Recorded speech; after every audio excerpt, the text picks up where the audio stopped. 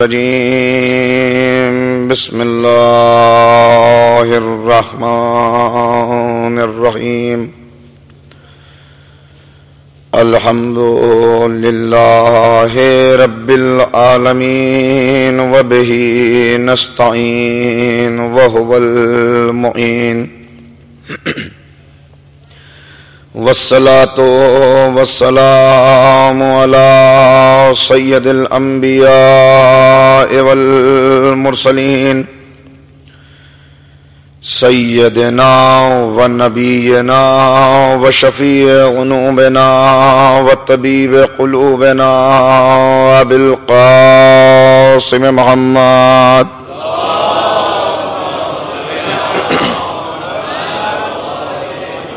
وآلہ الطیبین الطاہرین المعصومین المظلومین المنتخبین المنتجبین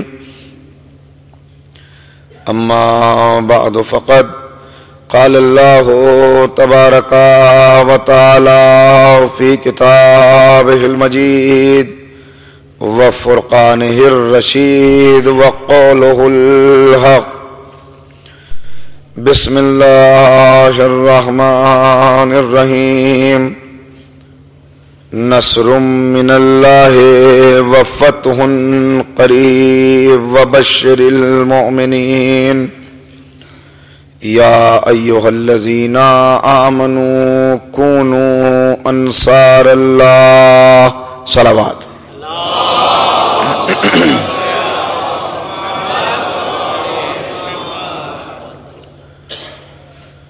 بزرگان محترم و برادران عزیز،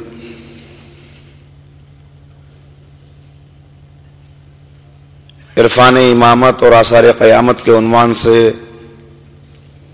بحمد اللہ یہ فکر و بحث کا چھٹا مرحلہ ہے۔ جو مطالب میں نے اب تک آپ کی خدمت میں گزارش کیے وہ یہ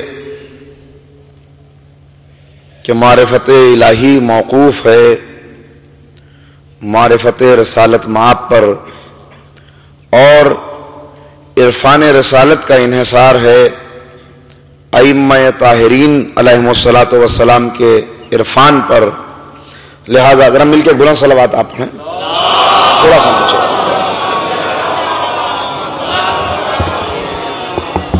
نیچے ہو گیا میرے بس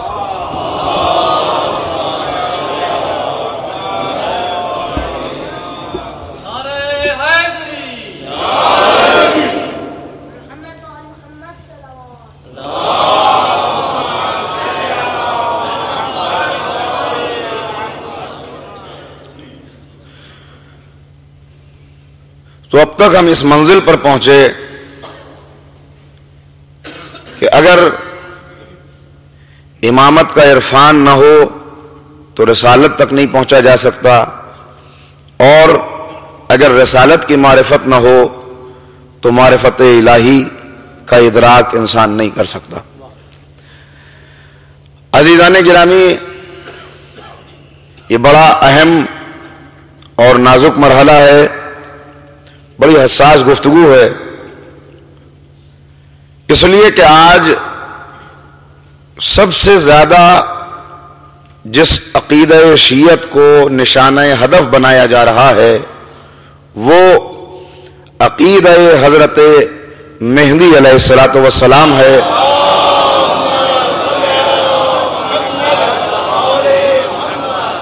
کہ جن کی غیبت کے تعلق سے سوالات ہیں، جن کی طول حیات کے تعلق سے سوالات ہیں، جن کے لیے طرح طرح کے اشکال اور شبہات پیدا کیے جا رہے ہیں، اور یہ احادیث کے اندر بھی موجود ہے، علامات کے اندر بھی موجود ہے، آثار قیامت کے اندر بھی موجود ہے کہ ایک ایسا دور آئے گا کہ جب لوگ اس عقیدے کو بالکل محو کر دیں گے، اور جو چاہنے والے ہیں ان کو بھی اس قدر مایوسی ہو جائے گی کہ وہ بھی یہ سوچنے لگیں گے کہ آیا امام ہیں بھی کہ نہیں ہیں، اور ہیں تو کہیں ایسا تو نہیں کہ ان کا انتقال ہو چکا ہو۔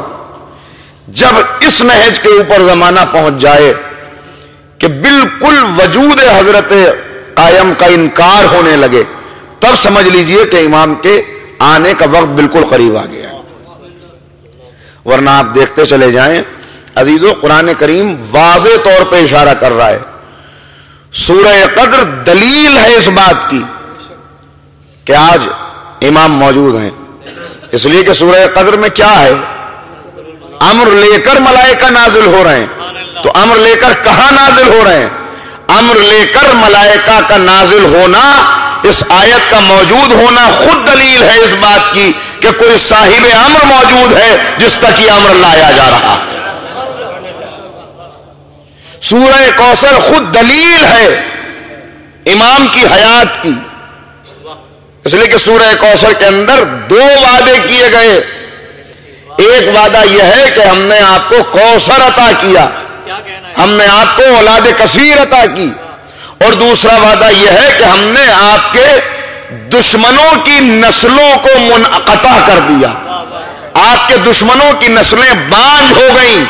تو آج رسول کے دشمن موجود ہیں یا نہیں ہیں؟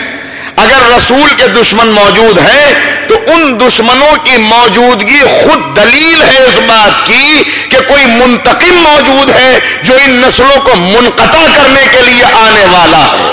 صلوات پڑھیں محمد و آل محمد.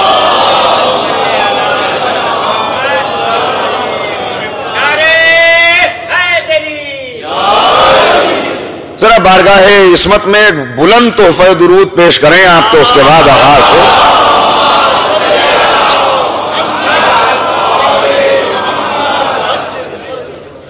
سورہ ملک خود قصیدہ ہے. سورہ ملک کیا ہے؟ قصیدہ مہدویہ کا نام سورہ ملک ہے، کہ جہاں پہلے اپنی قدرت کا اعلان کیا جا رہا ہے اور اس کے بعد آخری آیات کے اندر ارشاد کر رہا ہے کہ کون ہے جو چھپے ہوئے چشموں کو پھر سے جاری کرے گا، جو ہدایت کے غائب ہونے والے چشموں کو پھر ظاہر کر دے گا. یہ واضح طور پہ اعلان، اور بہت ساری چیزیں ہیں جو آہستہ آہستہ میں آپ کی خدمت میں گزارش کروں گا. مگر عزیزو، مقام تعجب یہ ہے کہ اگر کوئی چیز پہلی مرتبہ ہوتی ہے اور اس کے اوپر کسی کو تعجب ہو جائے، یقین نہ آئے، تو یہ بات سمجھ میں آتی ہے کہ پہلی مرتبہ ایسا واقعہ ہوا، اس سے پہلے کبھی ایسا ہوا نہیں تھا، لہذا لوگوں کا تعجب کرنا، لوگوں کو یقین نہ آنا اور ان کے عقیدے میں کوئی کمزوری آ جانا، یہ بات صحیح ہے، اس لیے کہ مشاہدہ نہیں کیا اس سے پہلے. مثلا ابھی کوئی شخص یہاں پہ آئے اور آج کہنے لگے صاحب میں فضا میں پرواز کر سکتا ہوں، تو آپ انکار کر دیں گے کیسے ممکن ہے؟ ہو ہی نہیں سکتا، آپ کیسے پرواز کریں؟ اور وہ کچھ دیر کے بعد پرواز کر کے آپ کو دکھا دے، اور پھر کچھ دن کے بعد کوئی دوسرا شخص آئے، تو اب اتنا تعجب نہیں ہوگا، اس لیے کہ آپ دیکھ چکے ہیں کسی کو پرواز کرتے ہوئے. غور کیجئے گا، اب کہا یہ جا رہا ہے کہ اگر وہ غائب ہے تو زندہ کیسے ہیں؟ بھائی وہ پہلے غائب تھوڑے ہی ہیں، ان سے پہلے کتنے غائب ہیں جو زندہ ہیں؟ آپ کو تعجب کس بات کے اوپر ہے؟ حضرت عیسیٰ موجود ہیں اور غائب ہیں، حضرت ادریس موجود ہیں اور غائب ہیں، خضر موجود ہیں اور غائب ہیں، الیاس موجود ہیں اور غائب ہیں، اصحاب کہف موجود ہیں اور غائب ہیں. آپ دیکھ رہے ہیں یعنی کیا کوئی پہلی غیبت ہے کہ آپ کو انکار ہو رہا ہے؟ کوئی پہلی مرتبہ کسی کو حیات طولانی ملی ہے کہ آپ کو تعجب ہو رہا ہے؟ یا تو انکار کر دیجئے قرآن کا، انکار کر دیجئے حیات عیسیٰ کا، انکار کر دیجئے کہ خضر موجود نہیں ہے، سورہ کہف نکال دیجئے قرآن سے. غور کر رہے ہیں؟ یہ سب بتا رہے ہیں اس بات کو کہ غیبت کے اندر حیات، طولانی حیات، یہ کوئی پہلی بات نہیں ہے، یہ ممکن ہے. تو جب یہ ممکن ہے تو پھر آج آپ کو تعجب کیوں ہو رہا ہے؟ اتنا تعجب کہ صاحب نظر نہیں آ رہے، تو نظر تو بہت سی چیزیں نہیں آ رہی. سد سکندری کو دیکھا ہے آپ نے؟ اسی دنیا کے اندر ہے. آب حیات کو دیکھا ہے کسی نے؟ موجود ہے کہ نہیں موجود؟ کتنے حقائق ہیں کہ جن تک ابھی دنیا پہنچ نہیں سکی. تو کسی چیز کا نظر نہ آنا اس کے وجود سے انکار کی دلیل نہیں بن سکتا. یہ غور کیجئے میں کیا عرض کر رہا ہوں، کسی چیز کا نظر نہ آنا اس کے وجود سے انکار کی دلیل نہیں بن سکتا. یہ سب موجود ہے کہ نہیں؟ اچھا سب کو چھوڑ دیجئے، یہ بتائیے کہ یہ سب تو چلیے بات کے ہیں، وہ مٹیا پھوس بوڑھا جس نے انکار کیا تو سجدہ کرنے سے، اور جس نے مہلت لی تھی وہ ابلیس موجود ہے کہ نہیں ہے؟ کہا موجود ہے، جگہ جگہ آ کے گمراہ کرتا ہے، بہکا دیتا ہے، وسوسے ڈال دیتا ہے، سیدھا چلنے والوں کو ہٹا دیتا ہے۔ بھائی تعجب ہے آپ کی عقلوں کے اوپر، یہ تو مانتے ہیں کہ کوئی گمراہ کرنے والا موجود ہے اور اس پر اعتبار نہیں کہ کوئی راستہ دکھانے والا موجود ہے۔ صلوات پڑھے محمد و آلہ محمد۔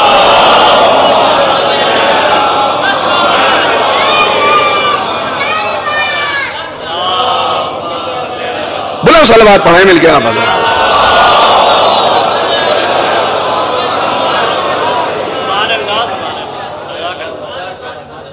حضرت نسیم امروہوی نے بڑی اچھی بات کہی، کہتے ہیں کہ وقت بھی، فصل بھی، موسم بھی، ہوا بھی، پنہا۔ وقت بھی، فصل بھی، موسم بھی، ہوا بھی، پنہا۔ ذہن بھی، طبع بھی اور فکر رسا بھی پنہا۔ عقل بھی، فہم بھی، فطرت بھی، قوا بھی پنہا۔ عقل بھی، عقل نظر آتی ہے کسی کو؟ ذہن دیکھا ہے کسی نے؟ فطرت نظر آتی ہے؟ ہوا کو محسوس کیا جا سکتا ہے مگر دیکھا بھی ہے کسی نے؟ کتنی سامنے کی مثالیں ہیں۔ کہتے ہیں عقل بھی، فہم بھی، فطرت بھی، قوا بھی پنہا، اور صورت مہدی دورہ ہے خدا بھی پنہا۔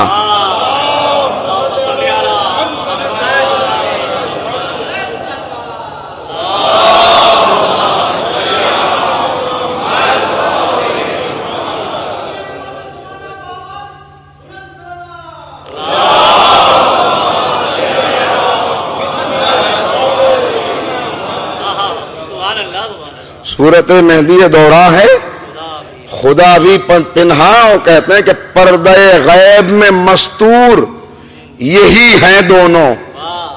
پردہ غیب میں مستور یہی ہیں دونوں، ہیں تو دونوں ہیں، نہیں ہیں تو نہیں ہیں دونوں۔ صلوات پڑھیں محمد و آل محمد۔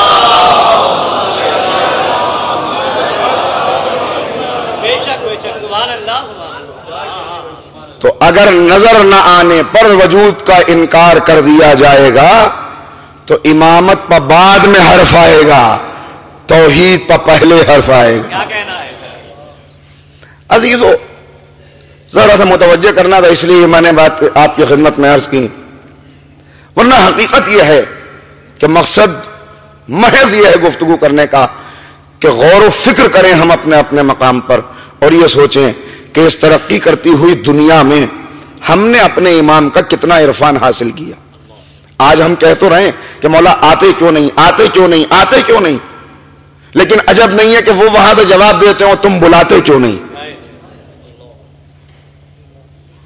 علماء جمع ہوئے، طے کیا گیا کہ کوئی ایک جو سب سے متقی ہو وہ جا کے معلوم کرے، عمل کرے، حضور سے ملاقات کرے، معلوم کرے کہ آخر اب آپ کے نہ آنے کا سبب کیا ہے۔ بات طے ہوئی، ایک سب سے متقی پرہیزگار کا انتخاب کیا گیا، آپ جا کے سوال کریں، آپ جا کے معلوم کریں۔ انہوں نے عمل کیا، 40 راتیں والا جو عمل ہوتا ہے، بہت سارے اعمال ہیں وہ آگے کسی مجلس میں عرض کر دوں گا۔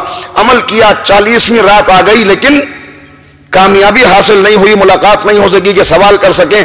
جب بالکل آخری وقت تھا، آخری لمحات تھے تو آنکھ لگ گئی، سو گئے۔ جب جاگے تو علماء نے سوال کیا، ارے آپ کو اتنے اہم کام کے لیے ہم نے آپ کا انتخاب کیا تھا، آپ سو کیوں گئے؟ کہا میں سویا نہیں، سلایا گیا، میں خود نہیں سویا، میں سلایا گیا۔ کا جواب مل گیا۔ کہا ذرا بتائیے، کہ سنو میں سویا تو میں نے خواب میں دیکھا کہ میں ایک بہت بڑے شہر کے دروازے کے اوپر کھڑا ہوا ہوں، دروازہ بند ہے، میں حیرت میں ہوں، یہ دروازہ کھلے تو میں اس کے اندر داخل ہوں کہ اتنے میں نے دیکھا دروازہ کھلا اور بہت سے لوگ، بہت سے سپاہی ایک سپہ سالار کی سرکردگی میں وہاں پہ آئے۔ وہ آگے آیا اور اس نے آ کے مجھے سلام کیا بڑے ادب سے جھک کے، اور اس کے بعد کہا آئیے آئیے آئیے، آپ ہمارے بادشاہ ہیں، یہ حکومت قبول کر لیجئے۔ تو کہتے ہیں میں نے سوال کیا، بھائی آپ کو غلط فہمی ہو رہی ہے، میں تو ایک غریب انسان ہوں، میں نے بہت افلاس میں زندگی گزاری ہے، میں بادشاہ کیسے ہو سکتا ہوں؟ تو اس نے کہا نہیں، یہ تاج آپ دیکھ رہے ہیں یہ آپ ہی کے سر کے اوپر سجانے کے لیے ہے، اس لیے کہ رات ہی ہمارے بادشاہ کا انتقال ہوا ہے اور اس نے یہ وصیت کی تھی کل صبح شہر کے دروازے پہ جو پہلا شخص ملے اس کے سر پہ یہ تاج رکھ دینا، اسے یہ بادشاہت دے دینا، میری بیٹی سے اس کا عقد کر دینا۔ کہا آپ آئیے تشریف لائیں، لے کے پہنچے، بتانا شروع کیا یہ آپ کی مملکت ہے، یہ آپ کی حکومت ہے، یہ آپ کی حدود ہیں، یہ سارا علاقہ آپ کا، یہ سارے باغات آپ کے، یہ ساری کی ساری زراعت آپ کی، یہ رعایا آپ کی، یہاں پہ سب آپ کے چاہنے والے رہتے ہیں، سب آپ کے مطیع اور فرما بردار ہیں۔ اس کے بعد لے کے آئے، بٹھایا، کہا کہ آج ظہر کے بعد آپ کا عقد بادشاہ کی بیٹی کے ساتھ ہو جائے گا جیسا کہ اس کی وصیت ہے۔ ظہر کا وقت آیا، ظہر کا وقت گزر گیا، عقد ہو گیا۔ اس کے بعد حجرہ عروسی میں پہنچے، کہتے ہیں کہ میں پہنچا تو دیکھا کہ انتہائی باعظمت، باعصمت خاتون بہت ہی ادب کے ساتھ بیٹھی ہوئی ہے۔ اس نے جھک کے سلام کیا، کہا میرے والد نے آپ کا انتخاب کیا ہے، آپ کے لیے وصیت کی تھی، میں اپنے آپ کو خوش قسمت سمجھتی ہوں کہ اتنے بڑے عالم سے میرا عقد ہوا، میرا نکاح ہوا۔ کہتے ہیں کہ اس کے بعد اس نے بتانا شروع کیا کہ کہاں کہاں پر آپ کی رعایا رہتی ہے اور کہاں کہاں، کتنی وسیع کتنا عریض علاقہ ہے یہ کہ جس کے آپ حاکم بنے۔ کہہ رہے میں سن رہا تھا اور محظوظ ہو رہا تھا، خوشی محسوس ہو رہی تھی کہ کہاں تو اتنا غریب اور اتنی غربت سے نکل کے اچانک اتنے بڑے ملک کا بادشاہ بن گیا، اتنا اچھا گھر مل گیا کہ اسی وقت دق الباب ہوا، کسی نے دستک دی۔ کہتے ہیں میں دیکھنے کے لیے گیا کہ کون ہے، تو ایک مرتبہ آنے والے نے کہا میں امام عصر کا قاصد ہوں، چلو تمہیں بلایا ہے، چلو تمہیں اسی وقت امام نے بلایا ہے۔ کہ دل کے اندر خیال پیدا ہوا، اتنے دن سے تڑپ رہا تھا، غربت میں تھا، افلاس میں تھا، کوئی پرسان حال نہ تھا، کوئی پوچھتا نہیں تھا، مولا اس وقت تو بلایا نہیں، اب ذرا اچھی زندگی کا آغاز ہوا، آج بلایا، آج آئے مولا، ارے کچھ دن اور نہ آتے، اب نہ آئے تھے تو بس فوراً قاصد پلٹا اور پلٹ کے جواب دیا، بس یہی جواب ہے تیرے سوال کا، جا کے اپنی قوم کو سنا دینا کہ جب تجھ جیسوں کا یہ حال ہے تو عوام کا حال کیا ہوگا۔ صلوات بڑے محمد و آل محمد۔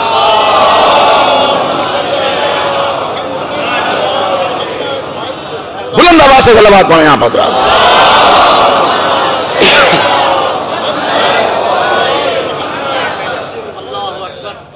تو عزیز و قابل غور ہیں یہ مرحلے، ہماری دعوت کس طرح کی دعوت ہے، ہم اگر انتظار کر رہے ہیں تو ہمارا انتظار کیسا انتظار ہے۔ دیکھیں انتظار سے دو چیزیں وابستہ ہیں جو ہرگز انتظار سے الگ نہیں ہو سکتی۔ انتظار کے لیے ضروری ہے اعتبار، پہلی چیز اعتبار، جس کا انتظار ہے اس پر اعتبار ہو اور ایسا محکم یقین ہو، ایسا اعتبار ہو کہ وہ آئیں گے ضرور، انہیں آنا ضرور ہے۔ پہلی چیز ہے انتظار کے لیے اعتبار، اور دوسری چیز ہے اضطراب۔ انتظار سکوت کا نام نہیں ہے، انتظار جمود کا نام نہیں ہے، انتظار خاموشی کا نام نہیں ہے، انتظار بیٹھے رہنے کا نام نہیں ہے، انتظار سوتے رہنے کا نام نہیں ہے، انتظار زبان سے کہنے کا نام نہیں ہے۔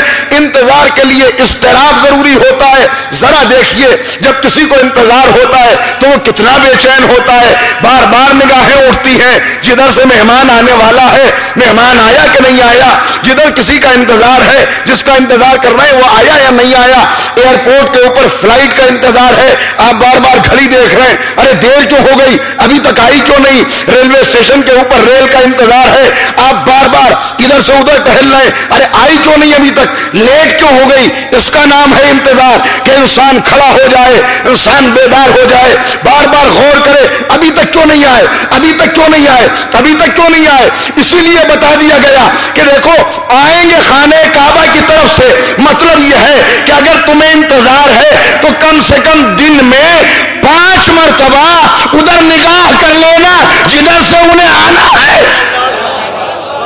صلوات پڑھیں محمد و آل محمد۔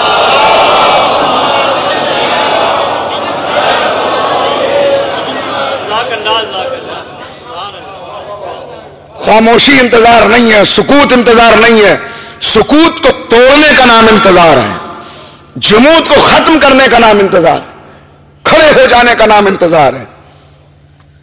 اسی لیے کہا گیا غیبت امام میں جو ذمہ داری ہیں ان میں سے ایک ذمہ داری یہ بھی ہے کہ کہا گیا جب حضرت کا نام آ جائے تو اگر ممکن ہو تو کھڑے ہو کے احترام کرو. یہ کھڑے ہو کے احترام کرنا کس لیے ہے؟ کہ صاحب وہ واجب الاحترام ہے اس لیے کھڑے ہو کے احترام کرنا چاہیے. تو کیا نعوذ باللہ رسول خدا واجب الاحترام نہیں ہے؟ اگر کھڑا ہونا ہے تو رسول کے نام پہ کھڑا ہونا چاہیے. کیا وہ بھی واجب الاحترام نہیں ہے کہ جس کی تعظیم کے لیے خود کائنات کا رسول کھڑا ہو جاتا تھا؟ تو اگر کھڑا ہونا ہے تو شہزادی کے نام پہ کھڑا ہونا چاہیے. غور کیا آپ نے؟ اس لیے صرف احترام نہیں ہے کھڑا ہونا، بلکہ کھڑے ہونے کا مطلب ہے تجدید بیعت. غور کریں میرے جملے کے اوپر. کھڑے ہونے کا مطلب ہے تجدید بیعت. مولا آپ کا نام سن کے کھڑے ہو کے میں عادت ڈال رہا ہوں کھڑے ہونے کی، تاکہ جب آپ کا ظہور ہو اور آواز آئے تو میں بیٹھا نہ رہوں، فوراً آپ کا نام سنتے ہی کھڑا ہو جاؤں. یہ ہے مقصد.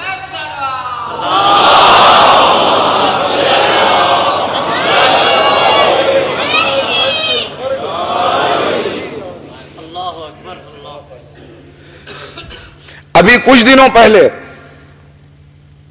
یو پی کے اندر ایک قبر دریافت ہوئی. ایک سرداب تھا، وہ کھلا، اس کے اندر دیکھا کہ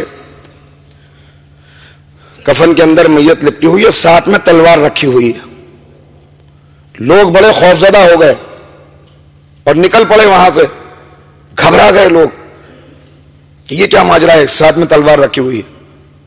اس کے بعد تحقیق کی گئی، پتہ چلا، جب تلاش کرتے کرتے پہنچے تو معلوم ہوا کہ یہ وہ بزرگ ہیں کہ جنہوں نے یہ وصیت کی تھی. اور جب میں نے اس واقعے کو دیکھا اس کے بعد اس کو کسی سے ڈسکس کیا تو معلوم ہوا کہ حیدرآباد میں تو ایسی بہت سی خبریں ہیں. وہ میں نے سنا پھر کویت میں جو ہمارے میزبان ہیں ان کا تعلق حیدرآباد سے اور بڑے پرانے لوگوں میں ہے. میں نے ان سے سوال کیا تو انہوں نے کہا کہ 20 خبریں تو میں آپ کو بتا سکتا ہوں کہ جن میں تلوار ساتھ میں دفن ہے مرنے والے کے. کیوں دفن ہے؟ تو اب جن کا میں تذکرہ کر رہا ہوں تلاش کرنا شروع کیا، معلوم ہو کہ انہوں نے وصیت کی تھی مرتے وقت کہ جب مجھے دفن کرنے لگو تو میرے ساتھ ایک تلوار بھی رکھ دینا. کیوں؟ کہتے ہیں اس لیے کہ مجھے یقین ہے کہ جب میرا امام آئے گا تو مجھے آواز دے گا اور میں اپنی آواز پر اٹھوں تو سپاہی کے لیے ضروری ہے کہ اس کے پاس کوئی تلوار بھی موجود ہو. اسی لیے میں نے وہ حدیث آپ کو سنائی کہ کہا گیا اگر کوئی ایک چھوٹا سا نیزہ، ایک ٹوٹا ہوا نیزہ بھی اس نیت سے رکھے کہ میں جب میرا امام آئے گا تو اس سے اپنے امام کی نصرت کروں گا، اور وہ انتظار کرتا ہوا مر جائے تو اپنے بستر پہ نہیں مرا بلکہ امام کے خیمے میں مرا. امام کے خیمے میں اس کا انتقال ہوا. عزیزوں مگر پھر اب وقت کم ہے، باتیں زیادہ ہیں، اس لیے کچھ باتوں کو چھوڑتے ہوئے جلدی جلدی بڑھنا پڑ رہا ہے. پھر میں اسی منزل پہ آپ کو لے کے آؤں گا کہ ہم غور و فکر کریں اور دیکھیں کہ ہم نے انتظار کا کتنا حق ادا کیا اور واقعاً کتنا انتظار کیا. کل تذکرہ یہاں تک پہنچا کہ صرف ہم انتظار نہیں کر رہے بلکہ دنیا کی تقریباً ہر قوم انتظار کر رہی ہے. ہر ایک کے یہاں کوئی نہ کوئی ایسا پیشوا، ایسا ہادی، ایسا رہنما، ایسا انسانیت کا نجات دہندہ آنے والا ہے. ہر ایک کے یہاں تصور موجود ہے کہ جو آئے گا تو اس دنیا کو عدل و انصاف سے بھر دے گا. سب کے یہاں موجود ہے. اور اگر آپ حضرت عیسیٰ کے ظہور کی علامات دیکھیں اور انہیں ملاتے چلے جائیں امام کے ظہور کی علامات سے تو بالکل ملتی ہوئی علامات ہیں جو حضرت عیسیٰ کی موجود ہیں ان کے ظہور سے پہلے کی علامات.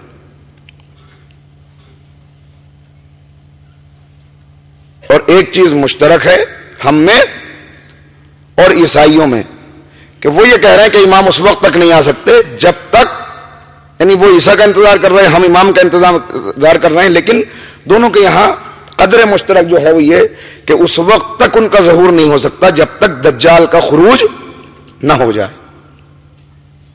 کل گفتگو یہاں تک پہنچی کہ دجال کیا ہے؟ شخص کا نام ہے، ایک تصور، نظام کا نام ہے، دوسرا تصور، نظر نہ آنے والی طاقت کا نام ہے، تیسرا تصور۔ اور میں نے یہ عرض کیا آپ کی خدمت میں کہ ائمہ طاہرین کی احادیث کی روشنی میں ایسا محسوس ہوتا ہے کہ شخص کا نام بھی ہے، نظام کا نام بھی ہے، اور نظر نہ آنے والی طاقت کا نام بھی ہے۔ جب تک یہ نظام پھیل نہیں جائے گا اس وقت تک وہ شخص نہیں آئے گا جس کا نام دجال ہے۔ نظام پھیل جائے، حالات سازگار ہو جائیں تو اس کے بعد وہ آ جائے۔ نظام کو پھیلانے کے لیے کون کون کوشش کر رہا ہے؟ ظاہر ہے کہ وہی کرے گا جسے دجال کا انتظار ہے۔ وہ آپ تلاش کیجئے گا، وہ میں یہاں سے گزارش نہیں کر سکتا۔ غور کر رہے ہیں؟ مگر اس کے لیے انہوں نے سب سے پہلے جس چیز کو استعمال کیا، اب یہاں پہ ایک حدیث پیغمبر پہلے سنا دوں، مل کے آپ ایک صلوات پڑھیں تو اس کے بعد عرض کرتا ہوں۔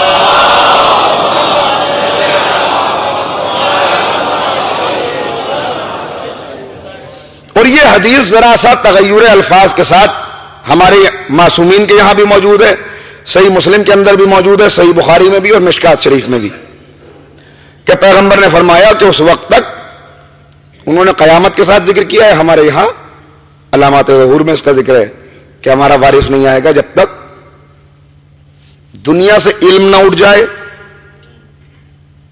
دنیا سے علم نہ اٹھ جائے، فتنہ و فساد بڑھ نہ جائے،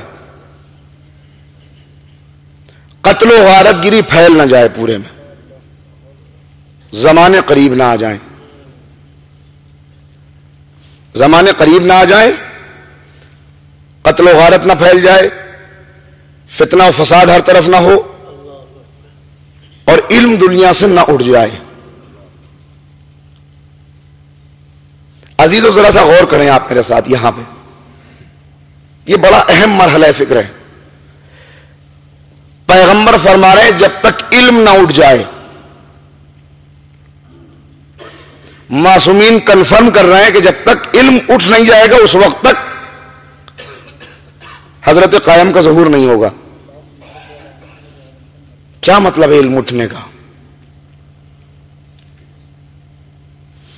اس حدیث کا ایک ایک جز اس سسٹم کی طرف اشارہ کر رہا ہے کہ جو دجال کے آنے سے پہلے اس کے پیروکار دنیا میں پھیلا رہے ہیں، جس کی پہلی چیز کل میں نے آپ کی خدمت میں عرض کی کہ پہلا حربہ ان کا یہ ہے کہ انسان کو اس کے خاندان، اس کے معاشرے، اس کی تہذیب، اس کے تمدن اور اس کے عقیدے سے کاٹ دو۔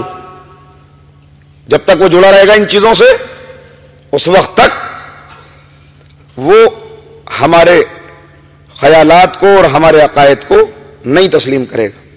لہذا پہلی چیز ہے اسے کاٹ دو، ان سب چیزوں سے الگ کر دو، سب چیزوں سے الگ کر دو، تنہا رہ جائے انسان۔ تنہا تب رہے گا کہ جب اسے مصروف کر دیا جائے، مصروف تب ہوگا کہ جب دنیا کی طمع پیدا کر دی جائے۔ دنیا کی طمع تب پیدا ہوگی جب بغض اور حسد پیدا کر دیا جائے۔ یہ چیز اس کے پاس ہے، میرے پاس کیوں نہیں، وہ مجھ سے آگے کیوں، یہ ساری چیزیں آ چکی، مجھے دہرانا انہیں مقصود نہیں ہے۔ مگر دوسری چیز کی طرف آج اشارہ کرنا چاہتا ہوں، علم دنیا سے اٹھ نہ جائے۔ کیا مطلب ہے اس کا؟ بظاہر ایسا لگتا ہے کہ پیغمبر کی یہ حدیث کس طرح سے صحیح ثابت ہوگی؟ اس لیے کہ علم تو دن بدن پھیل رہا ہے، علم ترقی کر رہا ہے، کتنی منزلیں ترقی کی ہے جو ہر روز انسان طے کر رہا ہے، ہر دن اضافہ ہو رہا ہے علم کے اندر، اور پیغمبر فرما رہے ہیں جب تک علم اٹھ نہیں جائے گا اس وقت تک ہمارا وارث ظہور نہیں کرے گا۔ عزیزو کتنا علم کے اندر اضافہ ہوا؟ اگر آج آپ سروے کریں تو آپ کو یہ پتا چلے گا اتنا زیادہ اضافہ ہو گیا ہے کہ ہر لمحہ ہر منٹ 2000 صفحات فی منٹ کی رفتار سے سائنس کی تحقیقات میں اضافہ ہو رہا ہے. مطالعے میں نہیں، ریڈنگ کی بات نہیں کر رہا اور مضمون لکھنے کی بات نہیں ہو رہی کہ کوئی بیٹھے اور کوئی تخیلات، کوئی کہانی، کوئی افسانہ، کوئی مضمون لکھ دے. نہیں، تحقیقات کے اندر جو اضافہ ہو رہا ہے وہ ہے 2000 صفحات فی منٹ، اور 30 کروڑ صفحات کے قریب ہر روز انٹرنیٹ کے اوپر تحقیقی مواد بڑھایا جا رہا ہے ہر دن. تو یہ کہاں علم میں کمی ہوئی؟ علم تو بڑھ رہا ہے نا دن بدن. 2000 صفحات کی فی منٹ کی رفتار سے اضافہ ہو رہا ہے، 30 کروڑ صفحات ایڈ ہو رہے ہیں. اور اگر آپ دیکھتے چلے جائیں علم نے کتنی ترقی کر لی، اتنی ترقی کر لی کہ خلائی جہاز جب کھو گیا 1970 کے اندر، مجھے اشارے نام وام کچھ نہیں لینے، آپ خود تلاش کیجئے گا. 1970 کے اندر جب خلائی جہاز کھویا تو اسے تلاش کرنے کا طریقہ ڈھونڈنے میں سائنسدانوں کو 1.5 گھنٹہ لگا. کتنے گھنٹے؟ 1.5 گھنٹے. جس کے لیے وہ یہ کہتے ہیں کہ اگر ہمارے پاس یہ جدید وسائل نہ ہوتے اور ہمیں زمانہ قدیم میں اس خلائی جہاز کو تلاش کرنا ہوتا کاغذ اور قلم کے سہارے سے، اور ہم اسے تلاش کرتے تو اسے تلاش کرنے میں 10 لاکھ سال لگ جاتے. تو 10 لاکھ سال میں جو چیز سامنے آتی اسے 1.5 گھنٹے کے اندر ڈسکور کر لیا گیا. 1.5 گھنٹے کے اندر وہ طریقہ ایجاد ہو گیا. آپ دیکھ رہے ہیں کتنی تیزی سے اضافہ ہو رہا ہے. اور آپ دیکھتے چلے جائیے دنیا کا سب سے ترقی یافتہ تہذیب جو ہے اس کی میڈیکل ایسوسی ایشن اس بات کا دعویٰ کر رہی ہے کہ ہر 10 سال کے بعد میڈیکل سائنس کی آدھی سے زیادہ تھیوریز آؤٹ ڈیٹڈ ہو جاتی ہیں. 50% جتنا طبی سرمایہ ہے، طبی ذخیرہ ہے، وہ سب بیکار ہو جاتا ہے ہر 10 سال کے بعد میں.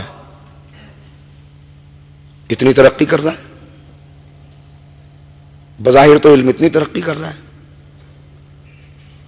پیغمبر فرمانا جب علم نہ رہے، کیا مطلب ہے اس حدیث کا؟ عزیزو، ترقی تو ہے ہی ہے اور تیزی سے ترقی ہو رہی ہے، لیکن علم کسے کہتے ہیں اور معلومات کسے کہتے ہیں؟ ان دونوں چیزوں کے اندر بڑا فرق ہے. ایک ہے علم، ایک ہے معلومات. یہ جو ہر طرف سے سیلاب آیا ہوا ہے یہ علم کا سیلاب نہیں ہے، یہ معلومات کا سیلاب ہے جو حقیقی علم کو بہائے لے جا رہا ہے. ذرا سا غور کریں، ایک مرتبہ مل کے آپ سب صلوات پڑھیں تو میں عرض کرتا ہوں.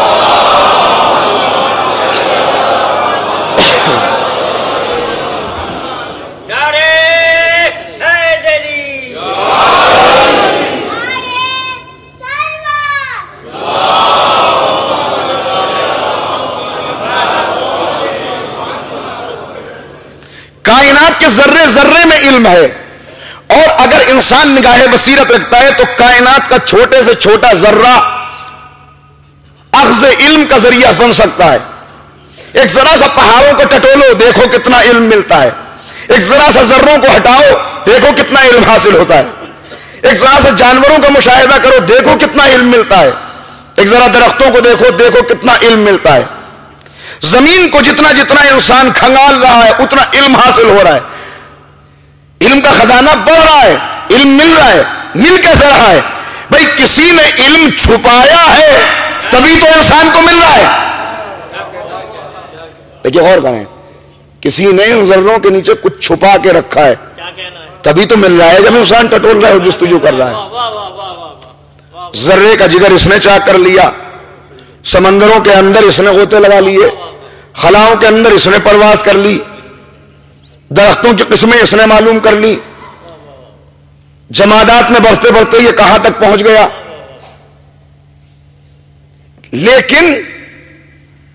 لیکن جو علم قال اللہ و قال رسول سے مطابقت رکھے وہی علم ہے. علم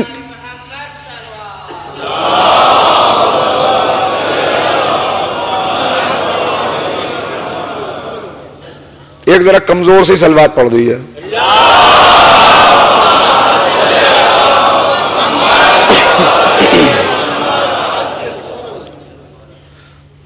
دیکھیے اگر کسی کو نیند آ رہی ہے، پیچھے بیٹھے ہوئے کچھ چہرے مجھے ایسے لگ رہے ہیں کہ جو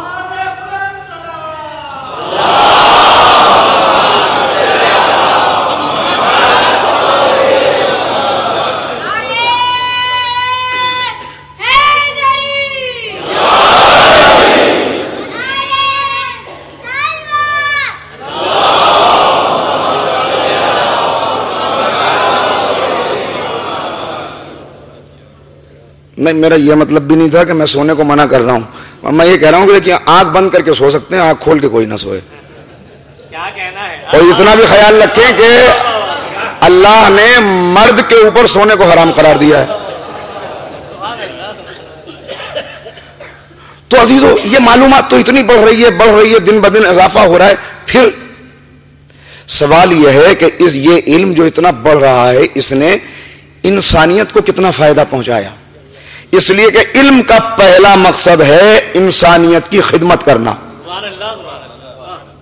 علم کا پہلا مقصد ہے انسانیت کی خدمت، ایک ایسا معاشرہ تشکیل دینا کہ جس میں انسانی حقوق محفوظ ہو جائیں. یہ ہے علم کا اولین مقصد. اگر یہ مقصد حاصل ہو گیا تو آپ کہیے کہ علم نے ترقی کر لی.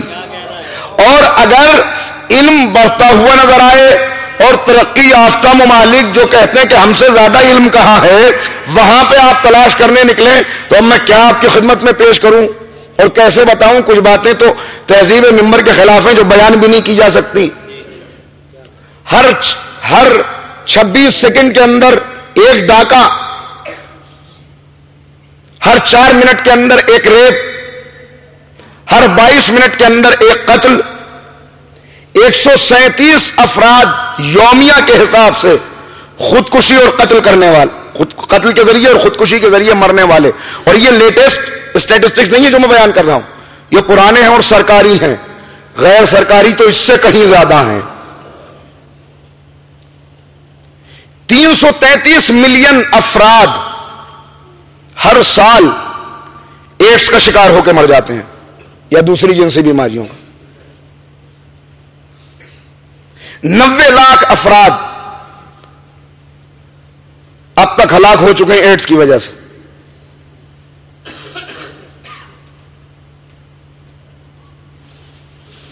یہ کہاں کا حال ہے؟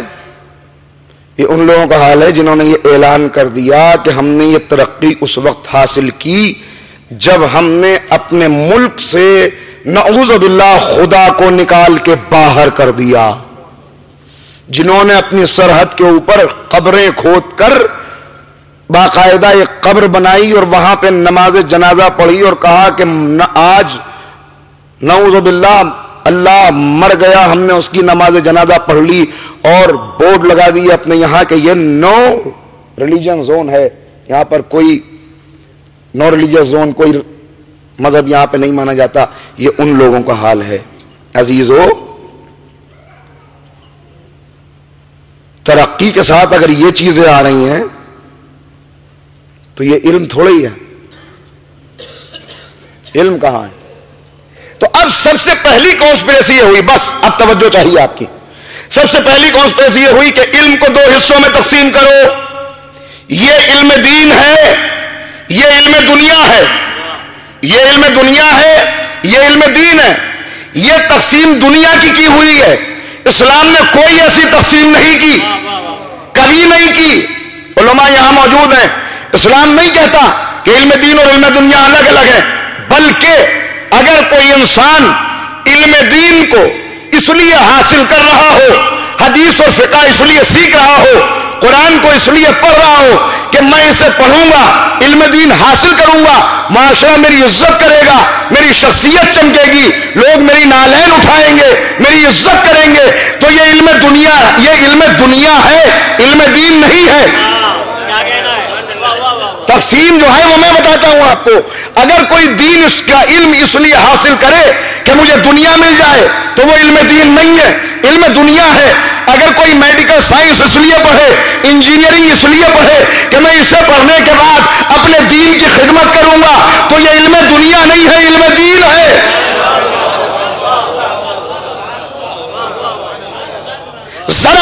زاویہ بدلنے کی کا فرق ہے.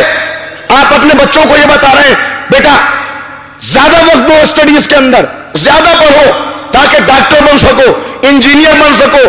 آپ انہیں ایسے ہی لے کے چلیں یقیناً, مگر یہ نہ کہیے اگر ڈاکٹر بنو گے پیسہ زیادہ ملے گا, منصب بڑا ملے گا. اس لیے کہ اگر یہ مقصد ہو گیا تو اس کا مطلب آپ نے اپنے اصل مقصد کو کھو دیا.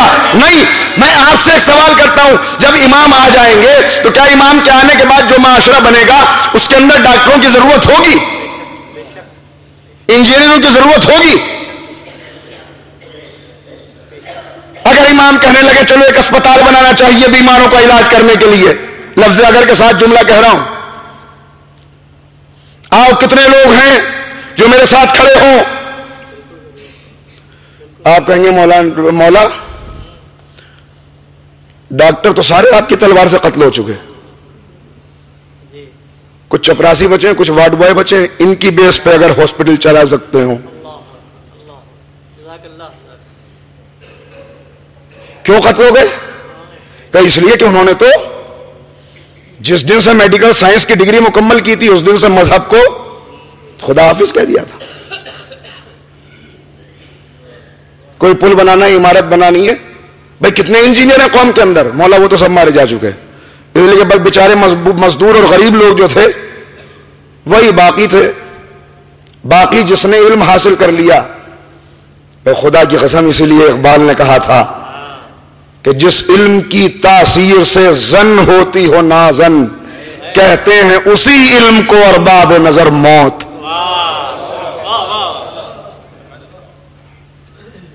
ذرا سا زاویہ بدل دیجئے. سائنس کے علوم, جدید علوم ضرور حاصل کرے بچہ, مگر اسے یہ بتائیے کہ یہ علم تم اس لیے حاصل کر رہے ہو کہ اپنے قوم کی خدمت کر سکو, اپنے دین کے کام آ سکو, اپنے امام کے سپاہی بن سکو. بھائی خدا کی قسم اگر اس زاویے کے ساتھ وہ محنت کرے گا تو پھر جتنا وہ پڑھتا چلا جائے گا ہر لمحہ عبادت میں شمار ہوتا چلا جائے گا. مسجد میں بیٹھ کے تسبیح پڑھے یا گھر پہ بیٹھ کے کتاب پڑھے بات برابر ہے, اگر مقصد یہ ہو کہ اس علم کے ذریعے سے دین کی خدمت کروں گا اور امام کی نصرت کروں گا.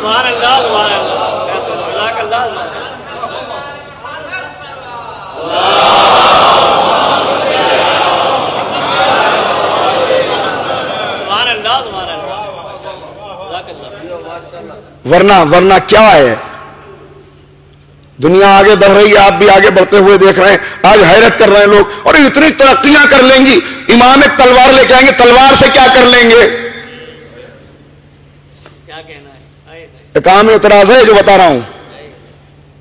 زمانہ کہاں سے کہاں پہنچ گیا, امام ابھی تک ذوالفقار پر ہی اٹکے ہوئے ہیں, نعوذ باللہ. یہ اعتراض آ رہا ہے, یہ جملے چل رہے ہیں, یہ باتیں ہو رہی ہیں.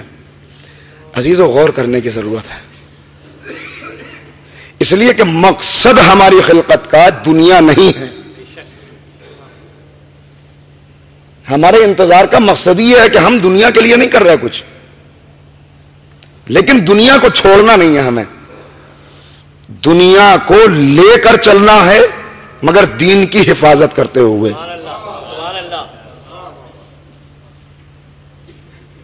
اسی کے لیے یہ مجلسیں ہیں, اسی کے لیے یہ محفلیں ہیں, اسی کے لیے یہ ساری چیزیں ہیں. اور یہ مسلسل مجالس ہوتی ہیں, ہم اس کے اندر شرکت کرتے ہیں مسلسل. یہ اہل بیت کے ادارے ہیں جو کھلے ہوئے ہیں, حسین کی درسگاہ ہے جو کھلی ہوئی ہے. مگر اس سب کو چلانے کے لیے ہماری دعائیں, ہمارے جذبات اور ہمارے عقیدے تو ہیں, ساتھ میں کچھ مادی وسائل کی ضرورت بھی پڑتی ہے. اور جو ان چیزوں میں مادی وسائل کے ذریعے سے کچھ سپورٹ کرے تو اس نے کسی فرد کے ساتھ کوئی سودا نہیں کیا, بلکہ اس نے براہ راست اللہ کے ساتھ سودا کیا. اس لیے کہ امام کا طریقہ یہ تھا, امام زین العابدین علیہ الصلوۃ والسلام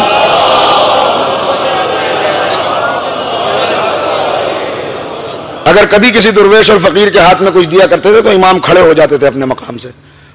کسی نے سوال کر لیا, مولا فقیر کا احترام درویش کا نہیں, اس کا احترام نہیں ہے, بلکہ میں یہ اسے نہیں دے رہا, یہ میں اللہ کی بارگاہ میں اپنا مال پہنچا رہا ہوں.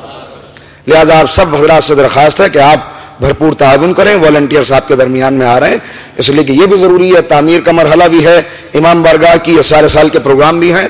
آپ صلوات پڑھتے رہیں اور یہ سلسلہ بھی جاری رہے. جی جی بالکل.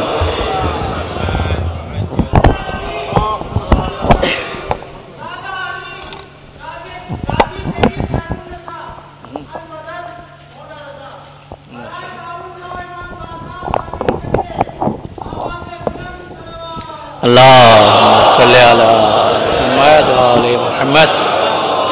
ایک دو اعلانات ہیں, سماعت فرما لیجئے. جیسے کہ پہلے بھی آیت اللہ مرزا اصفہانی کے حوالے سے یہ واقعہ موجود ہے کہ اصفہان کے اندر ایک شخص رہتا ہے جعفر نالبندی, جس کا کام یہ ہے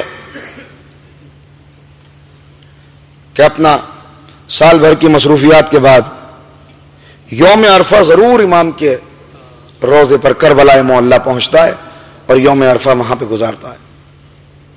یہی اس کا مستقل ہر سال کا پیسے بچا کے رکھتا ہے, مجھے یوم عرفہ امام کے حرم میں ضرور پہنچنا ہے.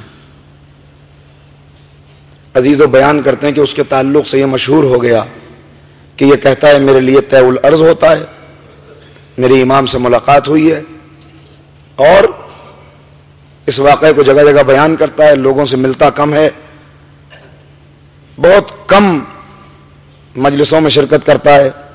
مجلسوں سے مراد لوگوں کے درمیان میں بہت کم بیٹھتا ہے, تنہائی اور گوشہ نشینی کی زندگی زیادہ گزار رہا ہے. تو وہ کہتے ہیں کہ میں نے اپنے چچا کو بھیجا کہ جا کے ذرا معلوم کریں کہ واقعہ کیا ہے.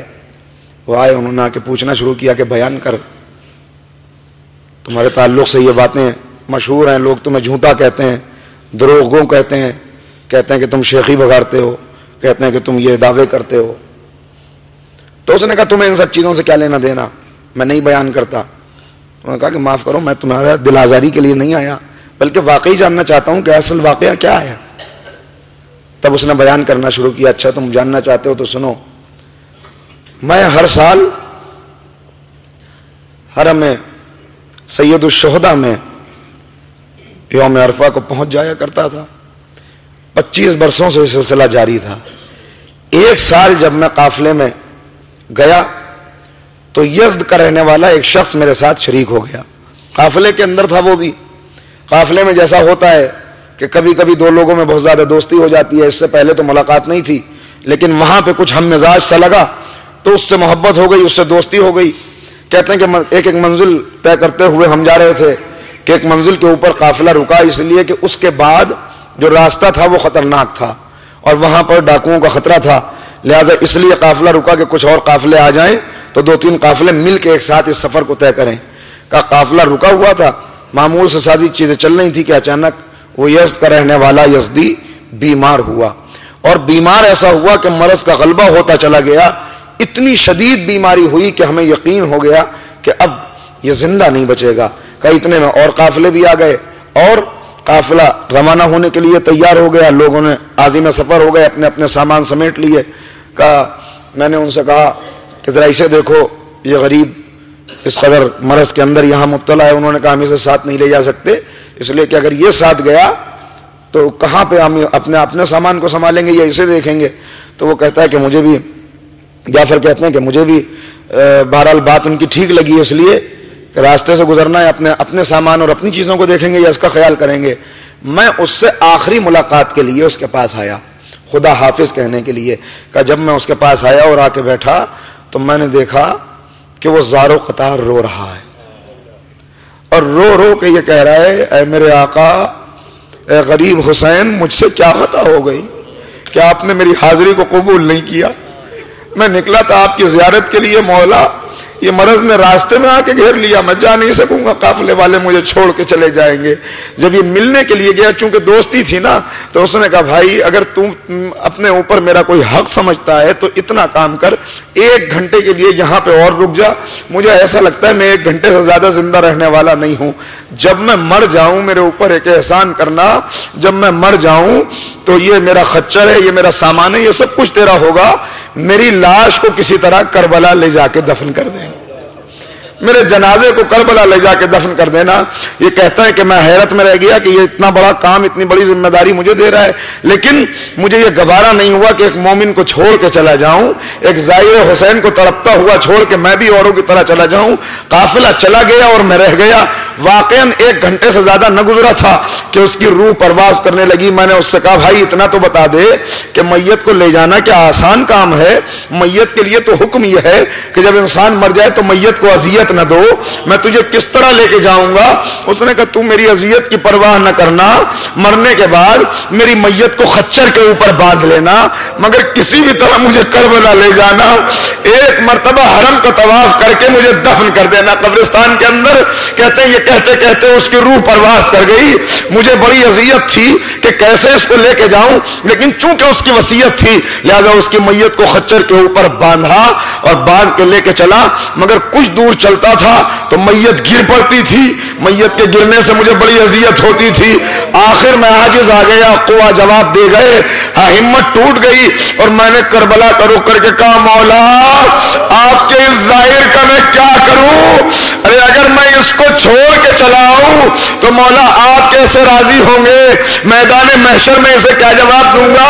اور مولا اگر اسے ساتھ لاتا ہوں تو 25 برسوں سے یوم عرفہ آپ کے حرم میں ہوتا ہے، مولا کوئی امکان نظر نہیں آتا، مولا میں کیا کروں؟ کہتے ہیں یہ کہہ کے میں درخت کے نیچے بیٹھ کے رونے لگا کہ میں نے دیکھا 4 سوار اچانک جنگل میں نمودار ہوئے، جن میں جو سب سے آگے تھے وہ سرخ و سیاہ گھوڑے کے اوپر انتہائی حسین و جمیل خوبصورت۔ ایک مرتبہ آ کے کہا جعفر ہمارے ظاہر کے ساتھ کیا کر رہا ہے؟ کہتا ہے کہ میں نہ سمجھ سکا کہ میرا نام کیسے جانتے ہیں، میں نے ہاتھوں کو جوڑ کے اتنا کہا اے آقا کیا کروں، کیسے اسے لے کے جاؤں؟ لے جانا چاہتا ہوں مگر اب طاقت جواب دے گئی کہ ایک مرتبہ انہوں نے کہا پریشان نہ ہو، پریشان نہ ہو، تو کامیاب ہو جائے گا۔ یہ کہہ کے اپنے نیزے کو زمین میں مارا، زمین سے پانی کا ایک چشمہ پھوٹا، میت کو اپنے ساتھیوں کے ساتھ غسل دیا، غسل دینے کے بعد کفن ساتھ لے کے آئے تھے، کفن پہنایا اور اس کے بعد نماز جنازہ پڑھی اور پھر حکم دیا کہ اسے تم خچر کے اوپر باندھ دو۔ وہ کہتا ہے کہ میں بیٹھا ہوا دیکھتا رہا، ان لوگوں نے خچر پہ میت کو باندھ دیا اور کہا دیکھ اب تو چلا جا، تو کربلا پہنچ جائے گا، پریشان نہ ہو، اس زائر کی آخری خواہش کو ضرور پورا کر دے، اس لیے کہ یہ ہمارے جد کا زائر ہے۔ کہتے ہیں میری کچھ سمجھ میں نہ آیا، میں اس میت کو لے کے چلنے لگا، کہا اب جو میں چلا تو آہستہ رفتار کے ساتھ چل رہا تھا، مگر کیا دیکھتا ہوں کہ میں جلدی جلدی گزر رہا ہوں، وہ قافلہ جو چلا تھا اسے بھی راستے میں چھوڑ دیا، اس سے پہلے جو قافلہ چلا تھا اسے بھی راستے میں چھوڑ دیا۔ میں پہنچ گیا، پہنچنے کے بعد طواف کیا حرم میں اور طواف دینے کے بعد میت کو دفن کر دیا۔ دفن کرنے کے بعد میں مولا کی زیارت کرنے لگا کہ 20 دن کے بعد میں وہ قافلہ آیا، اور جب وہ قافلہ آیا تو میں نے دیکھا وہ لوگ جنہوں نے یہ کہہ دیا تھا ہم اسے ساتھ نہیں لے جا سکتے، وہ مجھے جانوروں کی شکل میں نظر آ رہے تھے۔ کہ میں انہیں دیکھ کے حیرت میں رہ گیا، میں بڑا حیرت کرتا تھا اس واقعے کے اوپر کہ آخر یہ سب کیسے ہو گیا، یہ کیسے ہوا، میں کیسے اتنی جلدی پہنچ گیا کہ میں نے آ کے لوگوں سے یہ واقعہ بیان کرنا شروع کیا۔ مجھے نہیں معلوم تھا کہ وہ کون ہستی تھی کہ جس نے آ کے میرا ساتھ دیا تھا، مگر میں لوگوں سے یہ واقعہ بیان کرتا تھا، لوگ کہتے تھے یہ جھوٹا ہے، یہ دروغ گو ہے، اور میری برائیاں کیا کرتے تھے۔ کہا آخر میں نے سب سے قطع تعلق کر لیا، واقعہ بیان کرنا بند کر دیا کہ ایک دن رات میں دسترخوان پہ اپنی زوجہ کے ساتھ بیٹھا ہوا تھا کہ دق الباب ہوا اور کسی نے آ کے کہا جعفر تجھے صاحب امر نے بلایا ہے، تجھے امام زمانہ بلاتے ہیں. کہتا ہے میں حیرت میں رہ گیا, جلدی سے کھڑا ہوا, کھانا چھوڑ کے ان کے پیچھے چلا. کیا کہا تم نے؟ مجھے امام زمانہ نے بلایا ہے. کہا ہاں امام زمانہ نے بلایا ہے. کہتا ہے میں پہنچا تو میں نے دیکھا کہ مسجد میں بلند ممبر کے اوپر امام بیٹھے ہوئے ہیں اور بہت سے لوگ موجود ہیں. میں نے یہ سوچا اتنے لوگوں کی موجودگی میں مجھے کیا پہچانیں گے, کہ جیسے ہی میں داخل ہوا امام متوجہ ہوئے اور کہا اے ہمارے محسن, تو ہمارے جد کے ظاہر کا محسن ہے, میرے قریب آ جا, تیرا ہمارے اوپر احسان ہے. کہا اب جو میں نے غور سے دیکھا, ارے یہ تو وہی ہے کہ جنہوں نے اس دن مجھ سے کہا تھا نیزہ مارا تھا پانی سے چشمہ جاری ہوا. میں ایک مرتبہ کانپنے لگا.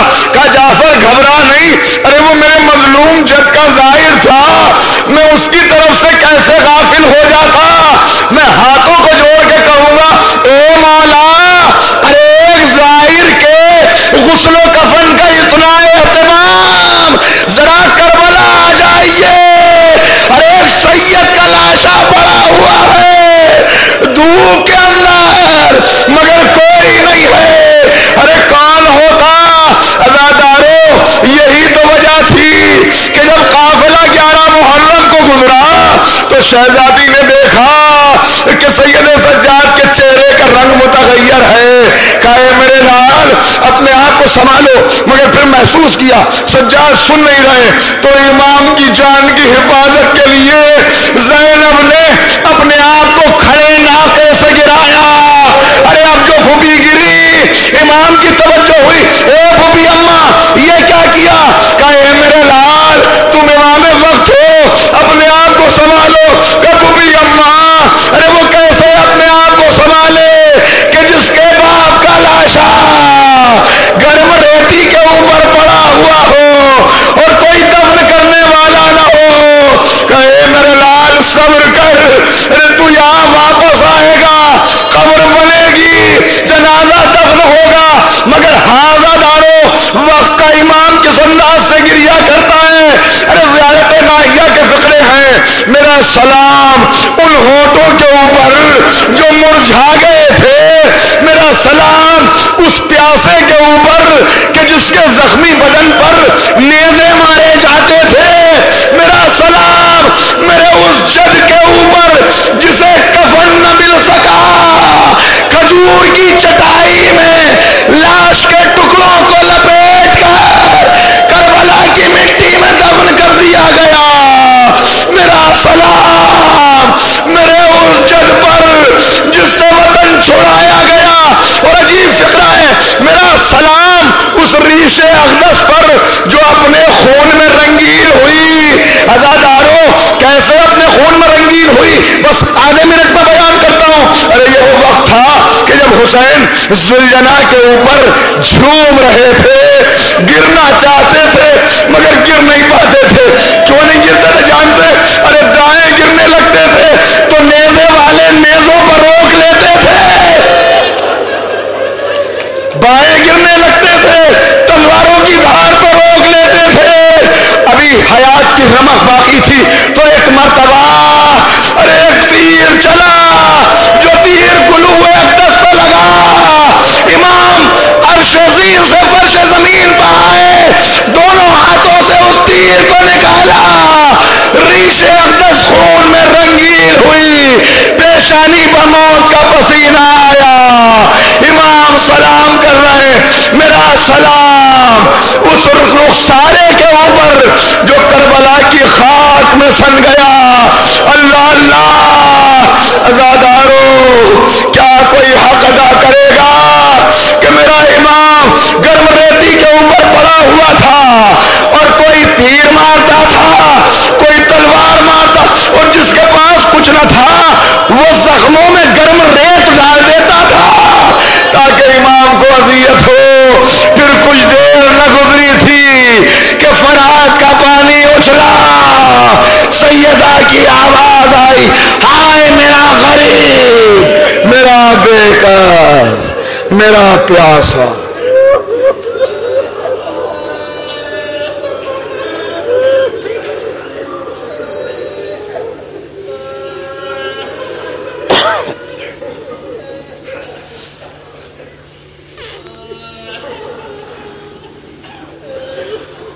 بر الہ ہماری اس عبادت کو قبول فرما. معبود ہمارے آنسوؤں کو ہمارے گناہوں کی بخشش کا وسیلہ قرار دے دے. معبود جو بیمار ہیں انہیں شفاء کاملہ واجل عطا فرما. خصوصاً دعا کی درخواست کی ہے مظفر بھائی نے، آئیے مل کے دعا کریں کہ پالنے والے ان کے نور بصر میں اضافہ فرما دے. بار الہ جو بے روزگار ہیں انہیں بہترین روزگار عنایت فرما. برسر روزگار ہیں ان کی روزی میں برکت عنایت فرما. اہل بیت کے چاہنے والے جن جن دنیاوی پریشانیوں اور الجھنوں میں گرفتار ہیں ان سے انہیں نجات حاصل ہو جائے. جو بے اولاد ہیں انہیں اولاد نرینہ عطا ہو. بار الہ پرچم اسلام کو سر بلند فرما، پرچم کفر و نفاق کو سر نگوں فرما. ہمیں جلد سے جلد ہمارے امام کی زیارت سے مشرف فرما. ہمیں سرکار کے انصار و ایوان میں شمار فرما. ربنا یا حسین